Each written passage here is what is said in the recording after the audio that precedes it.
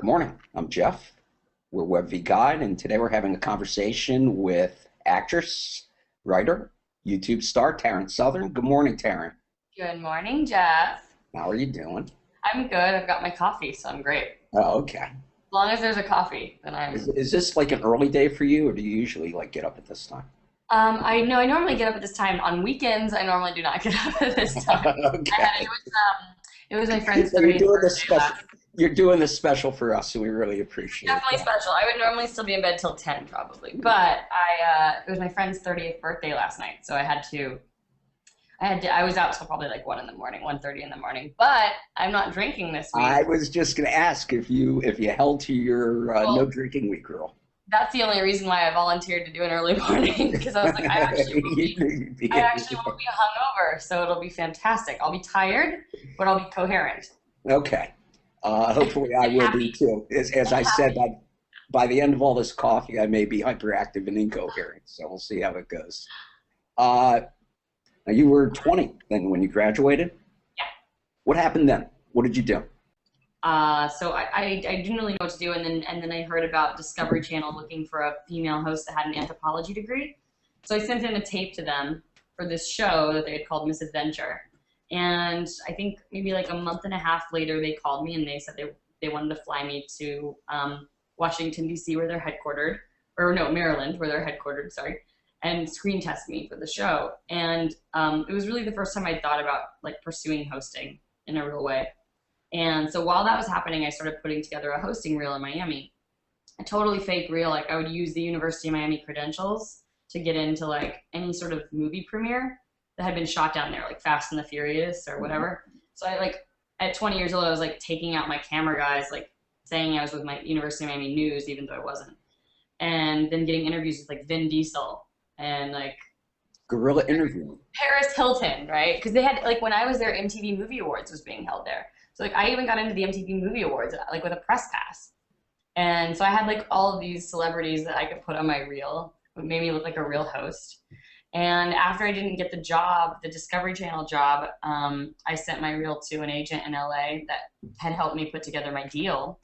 And he just said, come out to LA and do like, do the hosting thing. You should try it. And so that's all you need as a 20-year-old to sort of push you need. I thought hosting, that sounds interesting. That sounds less scary than acting. That sounds a little more normal. I feel like I'd have a lot of fun with it. And so I moved to LA and I started hosting and I worked with this agent that was like became a very dear friend of mine, and within a couple of months he had booked me on a couple of different jobs that were paying all my bills, and I was like, this is awesome. Like I definitely want to stay out here and do this. And then he pushed me to come up with a show, and we sold this show where me and my two girlfriends travel the world and That meet our Project My World. yeah, that's Project My World. And we sold that like within 6 months of me moving to LA. So then I had this show that I was producing. And so the first year was like one of those like amazing years where everything just sort of fell into place. Um, Did you know anybody out in LA when you moved out there? I knew Other some than people your because of agent? the summers that I had spent there. Because Okay. of the summers that I had spent there, I had like, I had a handful of people that I knew. My second summer out there, really, I think like my attorney now was the was like a really good friend of a guy that I dated for a month when I was like 18. So it ended up being that like a lot of the people now that I interact with somehow were associated with the second summer that I was in LA. So that did help a lot, just having even just a handful of people to call when I needed advice or, because it's a tricky city. It's a very tricky city to navigate. And there are a lot of bad people out here. So you have to be careful. And I got really lucky that I met some really good people. I met some really bad people too, but when you meet the good ones, then they kind of help you weed out the bad.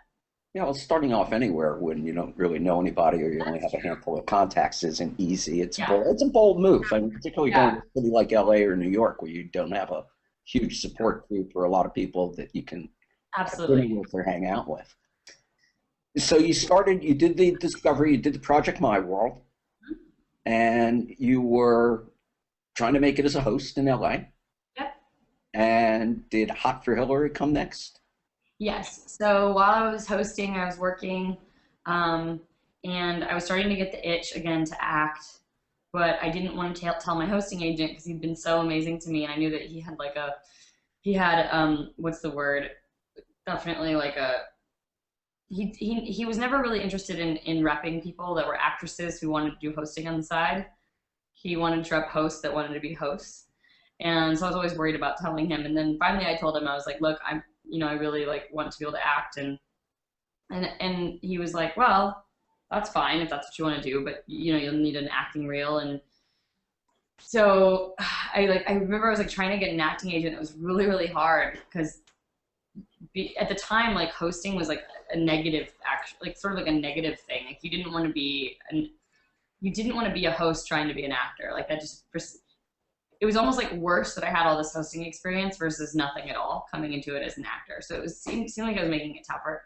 And so it was really hard for me to find an agent that wanted to represent me. Now, why is that? Why was it difficult, or was the hosting a negative? It was kind of like now things are different. Like now, if you have an audience, you can do whatever you want to do.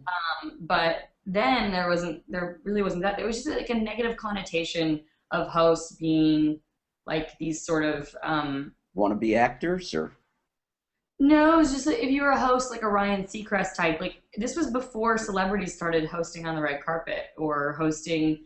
Now, like at the time, The View was literally Barbara Walters and then these other women who had all worked in radio or journalism. There was no Sherry Shepherd. There was no, what's her name from Sister Act, Whoopi Goldberg. All these actresses now that have their own talk shows. Ellen, I think, was just starting her show. So there was I think an idea that a host is like a host is like a journalist or like a broadcast journalist, and they're kind of like statuesque, and they're like, they have this like put on sort of thing, which is very intrinsically different than being an actor, which is being like open and vulnerable and being yourself. I think there just was a big dichotomy between like hosting and acting, and there still is a little bit of that stigma, but not nearly as much as when I got into it. Because hosting was also sort of new. Like there was all these new reality shows that needed hosts. There was all this new media that needed hosts, and MTV was really the only place where you could go and sort of be a host and not talk like a host. So there's like the Entertainment Tonight hosts, right? Which are like, you're watching Entertainment Tonight. I'm Taryn Southern, right? And there's like a style. And then there's MTV where it's like, hey guys, what's up? I'm Taryn. Fuck you. I don't know. Like they're just like very much themselves. And so I would have to know when I walk into those rooms, like which host I needed to be. But a lot of my reel was the entertainment host. So anyway, that wasn't helpful for me when I was trying to act. So I made Hot for Hillary just for fun because I really wanted to do something that showed that I had a sense of humor. And I mean, to be honest, it wasn't that I even did it to show anyone anything. I think I was just like getting antsy, and I wanted to do something fun and kind of like do something that involved acting and singing, and that idea came about, and I just did it. I didn't really think much about how. Was that an idea that kind of just poured out, or is it something that you had to work on, struggle with to come up with? No, I like saw the original Obama Girl video, and I was like, someone has to do a lesbian love song for Hillary Clinton. And I was like, oh, yeah, I should do that.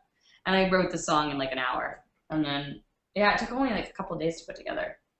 And it blew up in a couple of days. I have a producerial mind, so if I want to do something, I'll do it. And it blew up in a couple of days. Yeah, it did. And like it was actually exactly about this time that I was like putting it together. And then by the time it was I remember on my birthday, I was like in DC on Hardball, and that was my 21st birthday. Yeah.